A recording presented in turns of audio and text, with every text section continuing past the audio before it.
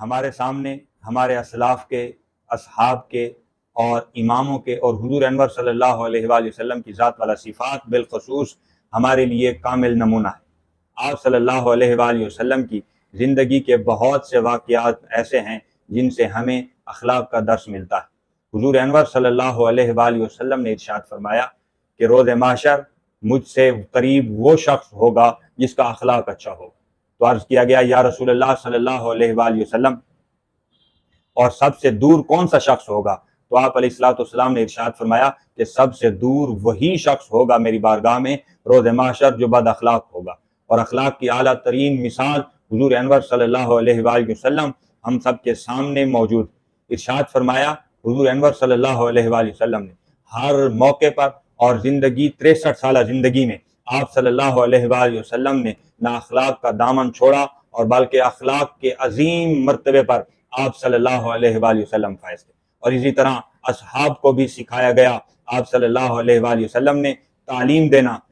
دی آپ علیہ الصلوۃ والسلام نے کہ اخلاق کا کس طرح آپ سب نے مظاہرہ کرنا ہے۔ حضرت ابوبکر صدیق رضی اللہ تعالی عنہ اخلاق کی اعلیٰ ترین مثال ہم سب کے سامنے پیش خدمت، ہم سب کے سامنے موجود ہیں۔ وہ بھی ہستی کمال درجے پر فائز تھی۔ ایک دفعہ حضرت ابوبکر صدیق رضی اللہ تعالی عنہ مسجد نبوی میں پہلی صف پر موجود تھے۔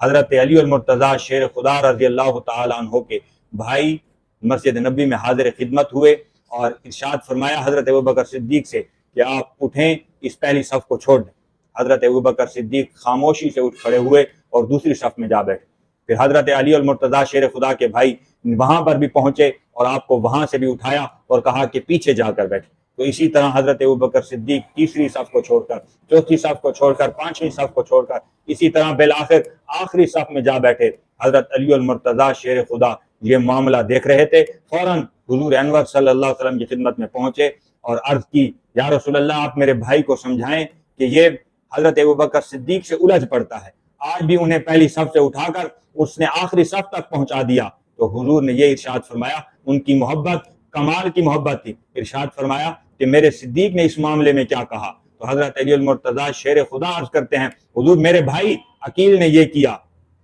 تو حضرت حضور انور صلی اللہ علیہ وسلم نے ارشاد فرمایا کہ یہ بتاؤ کہ میرے صدیق نے کیا جواب دیا؟ تو حضرت علی المرتضیٰ بار بار اس اصرار کا سن کر حضور کی خدمت میں عرض کرتے ہیں کہ حضرت صدیق اکبر تو خاموشی سے اٹھ گئے، دوسری صف میں جا بیٹھے، جب وہاں سے اٹھا دیا تو پھر تیسری صف میں جا بیٹھے، بالآخر آخری صف میں اب وہ بیٹھے ہوئے ہیں۔ تو حضور انور صلی اللہ علیہ وآلہ وسلم نے حضرت عقیل، حضرت علی المرتضیٰ شیر خدا کے بھائی کو بلایا اور ارشاد فرمایا کہ میرے صدیق سے آپ الجھا نہ کریں، اسے کچھ نہ کہا کریں۔ تو حضرت صدیق اکبر رضی اللہ تعالی عنہ یہ اعلیٰ اخلاق کی مثال تھی، اور حضور انور صلی اللہ علیہ وآلہ وسلم نے ہر آن ہر لمحہ اخلاق کا درس دیا اور آپ نے خود بھی اخلاق کا اعلیٰ ترین مظاہرہ فرمایا۔ اور اسی طرح بارہا دفعہ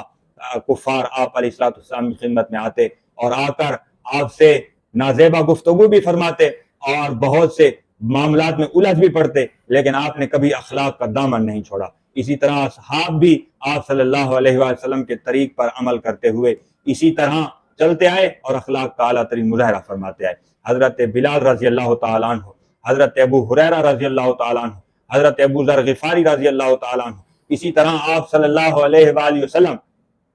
اخلاق کی اعلیٰ ترین مثال تھے کہ آپ نے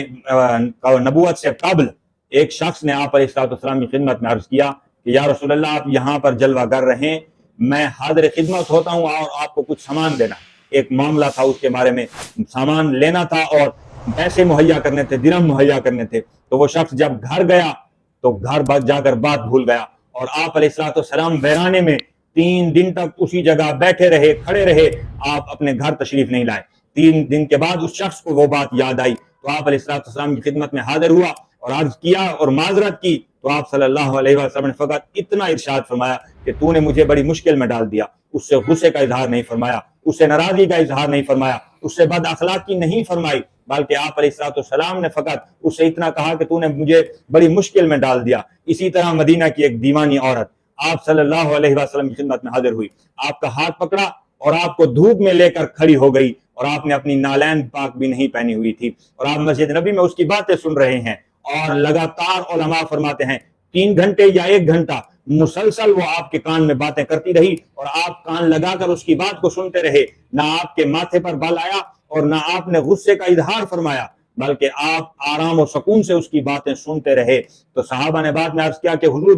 یہ تو وہ دیوانی عورت ہے کہ مدینہ میں اس کی کوئی بات سننے کو تیار نہیں۔ تو آپ علیہ الصلوۃ والسلام جو اخلاق کے اعلیٰ ترین منصب پر فائز تھے، ارشاد فرمایا کہ یہ بتائیں میرے اصحاب، جس کی کوئی نہ سنے اسی کی سننے کے لیے تو میں جلوہ گر ہوا ہوں۔ تو اسی لیے حضور انور صلی اللہ علیہ وآلہ وسلم نے اس کی بات کو سنا اور اس کو تسلی دی، اور وہی عورت یا ایک عورت جو وہ بھی دیوانی تھی اور آپ صلی اللہ علیہ وآلہ وسلم کا ہاتھ پکڑ کر بازار میں لے جاتی اور کبھی اس دکان پر لے جاتی اور کبھی اس دکان پر لے جاتی، سامان اس نے کچھ نہ خریدنا ہوتا، لیکن دیوانی جو تھی آپ صلی اللہ علیہ وسلم کا ہاتھ پکڑ کر آپ کے ساتھ چلتی رہتی اور آپ کو ساتھ لے کر بازار میں گھومتی رہتی، اور آپ بھی دیوانہ وار اس کے ساتھ گھومتے رہتے۔ اور صحابہ نے عرض کیا یا رسول اللہ یہ کیا ماجرا ہے؟ تو آپ صلی اللہ علیہ وسلم نے اخلاق کی اعلیٰ ترین مثال بن کر ارشاد فرمایا کہ یہ وہ دیوانی عورت ہے جس کی کوئی نہیں سنتا، اسی لیے میں اس کی بات سنتا ہوں۔ تو بتائیے کہ جس کی کوئی نہیں سنتا، میں اس کی نہ سنوں تو پھر وہ کس کو جا کر سنائے گی؟ تو اسی لیے حضور انور صلی اللہ علیہ وسلم نے اس کی بات کو مانتے اور اس کی بات کو سنتے، جس طرح وہ کرتی اور آپ اسی طرح اس کے ساتھ کرتے کرتے جاتے۔ تو اسی طرح آپ صلی اللہ علیہ وآلہ وسلم نے سب کو اخلاق کا درس دیا، اور شروع میں نے بات عرض کی کہ آپ صلی اللہ علیہ وآلہ وسلم اخلاق کا طے کرتے اور ارشاد فرمایا کہ سب سے قریب میرے شخص اسی طرح 2 انگلیاں کر کے ارشاد فرمایا یہ 2 انگلیاں جس طرح میرے نزدیک ہیں اور ان میں کوئی فاصلہ نہیں، اسی طرح با اخلاق شخص جب روز محشر میں کے میدان میں لایا جائے گا تو ارشاد فرمایا وہ بھی میرے اس قدر قریب ہوگا۔ تو ہم اگر حضور انور صلی اللہ علیہ وسلم کی قربت چاہتے ہیں تو ہمیں چاہیے کہ ہم اپنے اخلاق کو درست کر لیں، تو ہمیں چاہیے کہ ہم اپنے اخلاق اچھے کر لیں، خلق عظیم کے مصداق بن جائیں اس آیت کا جو قرآن مجید فرقان حمید میں اللہ رب العزت نے اپنے محبوب کے لیے خاص فرمائی۔ تو اللہ رب العزت ہمیں با اخلاق بنائے اور ہمیں اخلاق کے اعلیٰ منصب پر فائز فرمائے۔ آمین ثم آمین، وآخر دعواہم ان الحمد للہ رب العالمین۔